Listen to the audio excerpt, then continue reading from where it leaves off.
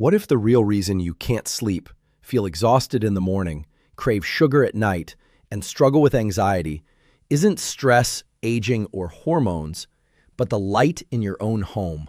That sounds dramatic, but I'm serious. You could be eating clean, you could be taking magnesium, you could even be using melatonin, and still, every single night, your lighting environment may be silently sabotaging your brain. Here's the truth no one talks about. Your body does not care what time your clock says. It only responds to light.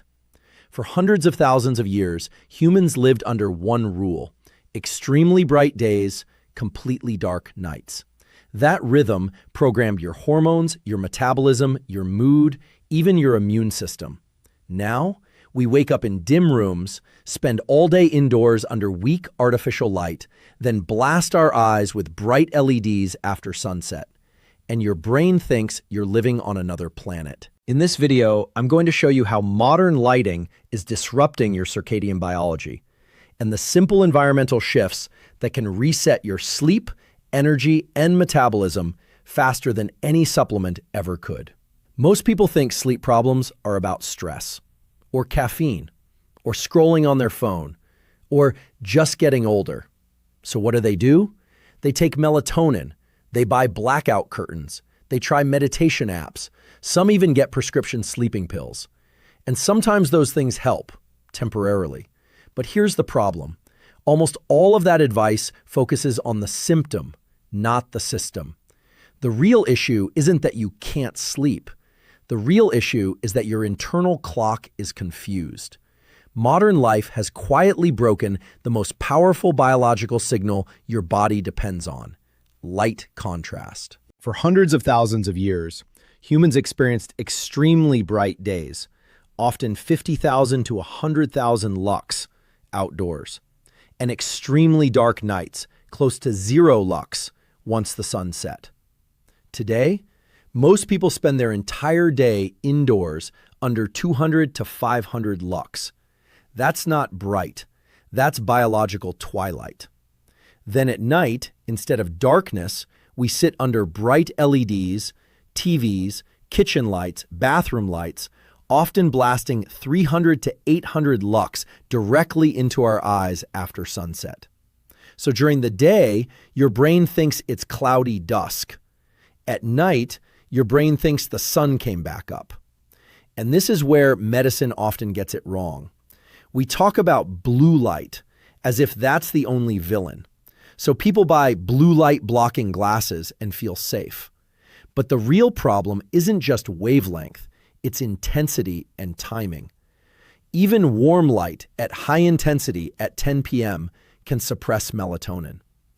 Even healthy indoor lighting during the day is often far too dim to properly anchor your circadian rhythm. Your body doesn't read clocks, it reads photons. Your brain has specialized light-sensitive cells in the retina that measure environmental brightness. That information goes straight to a tiny control center in your brain called the suprachiasmatic nucleus, your master clock.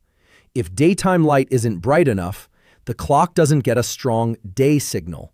If nighttime light isn't dark enough, the clock doesn't get a clear night signal.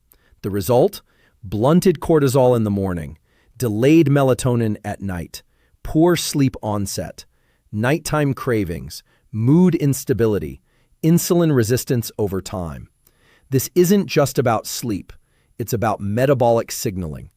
When your light environment loses contrast, dim days, bright nights, your entire hormonal rhythm flattens. And a flat rhythm is a sick rhythm. So the root cause isn't that your body is broken. It's that your environment is mismatched with your biology. Fix the light signal, and you fix the system. Let me explain what's actually happening inside your body, and I'll keep it simple. Think of your circadian system like an orchestra. At the center is the conductor, a tiny cluster of neurons in your brain called the suprachiasmatic nucleus, or SCN. This is your master clock. Its job is to coordinate timing: when hormones rise, when body temperature drops, when digestion ramps up, when your brain becomes alert, and when it prepares for sleep. But here's the key. The conductor doesn't guess the time. It waits for light. Inside your eyes, beyond the rods and cones that help you see, you have specialized light-detecting cells. These cells don't care about images. They measure brightness, especially in the blue spectrum, and send that information directly to your SCN. Morning bright light hits your retina. Signal goes to the SCN. Cortisol rises. Body temperature increases. Alertness improves. Metabolism activates. That's how your system is supposed to start the day. About 12 to 16 hours later, if darkness is strong enough, the opposite happens. Low light, SCN signals the pineal gland, melatonin rises, body temperature drops, brain waves slow, sleep pressure increases. Now here's where modern lighting disrupts everything. If you wake up and stay in a dim room, say 200 lux, your SCN doesn't receive a strong daytime signal. Cortisol release is weaker. Your brain stays foggy. Your internal clock drifts later. Then at night, when you flip on bright indoor lighting, 400, 600, even 800 lux, your retina sends a powerful daytime signal again. Melatonin release is delayed or suppressed. You've essentially told your brain, sunrise, sunset, sunrise again. Imagine constantly moving between time zones every single day. That's what low daytime light and bright nighttime light feels like to your biology. And it doesn't stop at sleep. Your circadian rhythm controls insulin sensitivity. In the morning and early afternoon, your body handles glucose more efficiently. At night, insulin sensitivity naturally drops. That's why eating late under bright lights can worsen blood sugar control. Your circadian system also regulates immune function. Certain immune cells are more active at specific times of day. Chronic circadian disruption is associated with increased inflammation. Even your mitochondria, the energy producers in your cells, follow a daily rhythm. Light cues help synchronize energy production with activity patterns.